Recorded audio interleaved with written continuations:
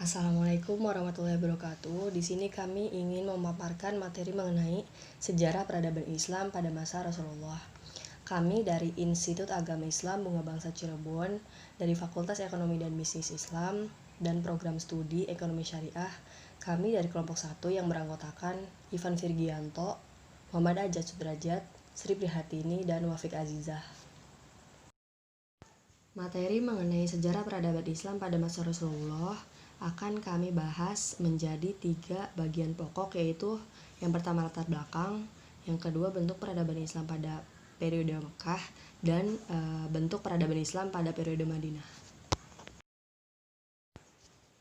Pembahasan yang pertama mengenai latar belakang. Pada awal dakwah Rasulullah SAW di kota Mekah mendapatkan tantangan yang besar dari berbagai kalangan kaum Quraisy. Sebab pada masa itu mereka mempunyai sesembahan sendiri, yaitu berhala yang dibuat oleh diri mereka sendiri.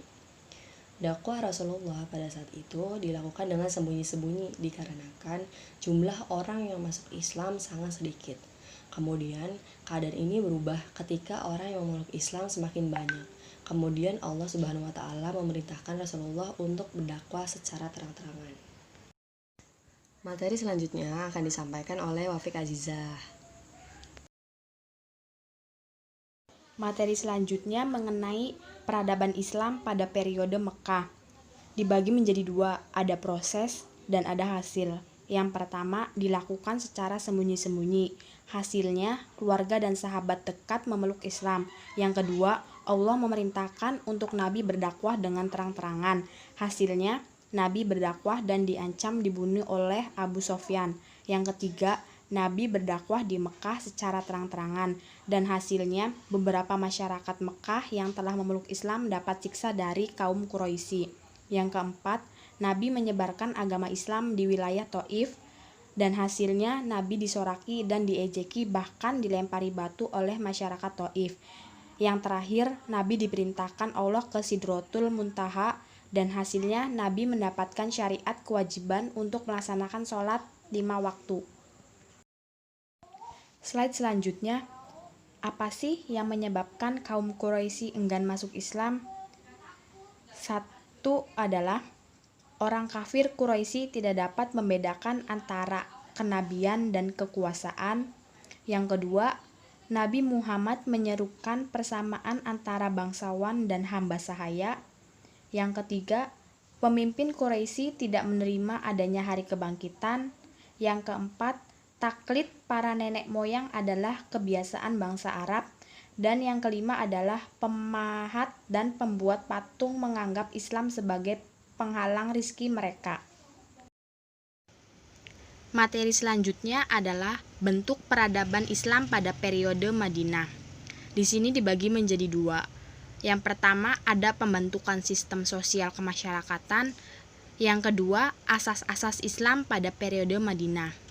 Yang pertama, pembentukan sistem sosial kemasyarakatan dibagi menjadi beberapa poin. Di antaranya 1, membangun Masjid Nabawi. Yang kedua, persaudaraan antara kaum muhajirin dan ansor.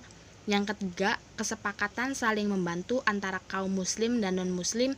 Yang keempat, peletakan asas-asas politik, ekonomi, dan sosial. Materi selanjutnya, asas-asas Islam pada periode Madinah dibagi menjadi beberapa poin. Yang pertama, ada bidang politik, yang kedua bidang militer, yang ketiga bidang dakwah, dan yang terakhir sistem ekonomi. Dan slide yang terakhir adalah kesimpulan. Dari materi yang kami bahas, kesimpulannya adalah peradaban Islam dibagi menjadi 2 fase, yaitu periode Mekah dan Madinah. Pada periode di Mekah lebih ditekankan di bidang dakwah.